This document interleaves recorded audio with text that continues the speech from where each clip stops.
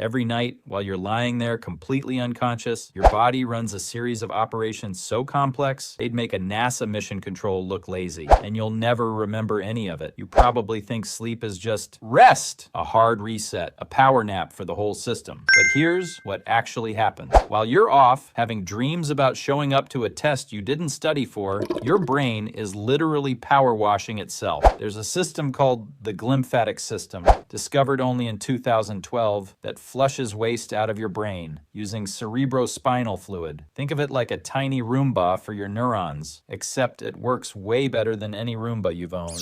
Studies using 2-photon microscopy, which is exactly as cool as it sounds, have shown that during deep sleep, the space between brain cells increases by up to 60%. That allows cerebrospinal fluid to flow through your brain tissue and flush out metabolic waste. What kind of waste? Beta amyloid plaques, the stuff linked to Alzheimer's disease. Your brain is literally taking out the trash while you're snoring. One night of bad sleep and those cleaning cycles don't complete. 1 week, the buildup starts, and your brain doesn't send you a warning. It just gets foggier until you think, maybe I'm just getting older. Meanwhile, in another part of your brain, during REM sleep, the phase where you dream, your hippocampus and neocortex are having a meeting. The hippocampus says, here are all the things you learned today. The neocortex says, okay, I'll file them properly. But here's the weird part. Your brain doesn't just replay memories, it edits them. It strengthens the emotional ones, trims the boring ones, and